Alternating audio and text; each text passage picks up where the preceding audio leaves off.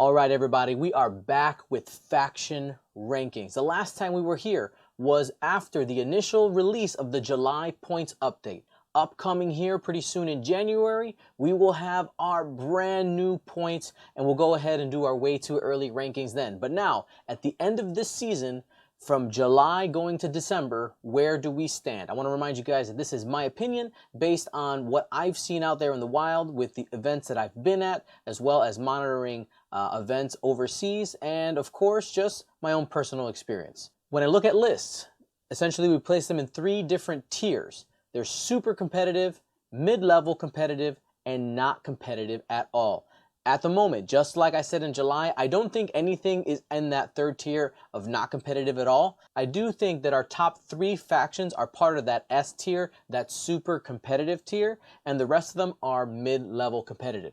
This video is brought to you by our merch shop. Get these beautiful designs and more by using the link in the description down below and use code GSP for 10% off, and all orders over $50 get free shipping anywhere in the world. And before we jump into these rankings, this is where they were before. Starting at the bottom, number 7, we have, once again, the First Order. While we do see some splashes here and there from players using First Order ships, mostly that being the pilot Tavson and something else, usually Kylo, it hasn't been able to be consistent, and the lack of options there that has shown to be super successful really hurt the faction. We did see some play early on in the season of some people using 5 TIE SFs and being able to use that without the SF gunner, but as of right now, I'm going to keep that First Order in number 7. Previously at number 1, we now have at the 6th position, the Resistance. They did show some strength at the onset of the points update, especially in the hyperspace trials, but basically has really fallen off, especially with the release of Wave 5 that happened in the middle of the points update. So, Rise of the Resistance? Not this time.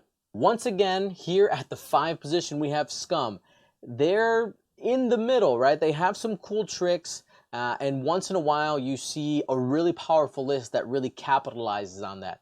In this season, the list that we found was Torko Mux with Seevor and 3 Kirax fighters. That's a really good jousting squad. You do have answers to it, though, basically not jousting it, because if you joust it, you're going right into the teeth of the beast, and it's dropping one of your ships to Initiative 0. Just bad things are happening. Outside of that, we have a couple of people showing some success with Boba Fett and something else. Boba Fett is a really popular combination right now, as well as, not as much so, but Boba Guri. In the 4th position, we have the Rebel Alliance, the true middle of the 7. I mean, we have seen some really strong performances from Rebels being taken to Final Table at Worlds by Daniel Taylor, Final Table at the Australian System Open during the season. I mean, just some really strong things in the chassis of the X-Wings, B-Wings, and U-Wings, and also dabbling in the A-Wing. So variety-wise, Rebels in a really good spot, but they always seem to just fall a little bit short.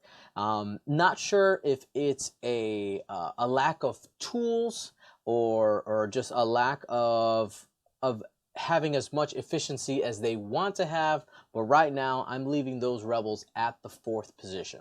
All right, so we've gotten to the super competitive. We got 3, 2, and 1, and I will tell you that I had a hard time deciding which of the factions go in each of these spots because they could really be mixed up and given reasons for all of them. In the 3rd position, we have the Grand Republic. With further exploration of the faction, different combinations, as well as the addition of the Grand Republic Y-Wing, we've seen this faction flourish. We also know that being able to lean on the Jedi, which most people do at that highest level, it's just really good. The Sinker Swarm, even though it has died down in popularity, still really, really good. And people have evolved that by adding either matchstick or broadside into those type of swarmy lists with the V19s. I mean, they're just really good chassis. We're leaving it at number 3 because the Republic has been consistently making cuts, but has yet to consistently make final tables. In 2nd place, we have the Separatist Alliance. At first, If you look at the old video for faction rankings, I doubted the Vulture Droid. I had so much doubt, but people proved me wrong big time. This is the biggest jump up in our rankings from 6 to 2. The Separatists have absolutely amazing tools, and even when you only have a few Vulture Droids, you always have a chance. I definitely suggest you go ahead and watch the final of Duncan Howard versus Paul Heaver to really see the power of those droids when you use them in a way where you start spreading them out, take advantage of the block formation, but then also be willing to take yourself out of the formation and just have time on target. Really, really good. Separatists at number 2. And here at the top of the mountain, we have the Empire. With Ali Pocknell winning the World Championships, it showed just some of the amazing pieces that you can fit into a list at high initiative that just do lots of work. The specialty of the Empire is being able to basically have 2 or more actions built into a chassis at once at high initiative. It's really, really good. And that's not even to mention the fact that the TIE Swarm, even though we don't see it make a lot of cuts, is an absolutely devastating list that can mow down a lot of lists that are out there. Things like the onset of the Inquisitor, the generic Inquisitor, with Matt Carey being able to show that that is a good chassis and it can be essentially untouchable. It's just really, really amazing. Just the, they have Vader, Soontir, the Grand Inquisitor, Whisper. Did I say Whisper already? Whisper's really good and extended. I mean, just a really fantastic set of pilots that you can build lists at a cost that makes it so that you can fill 3 aces together that are just absolute powerhouses at high initiative. This is why the Empire is on top.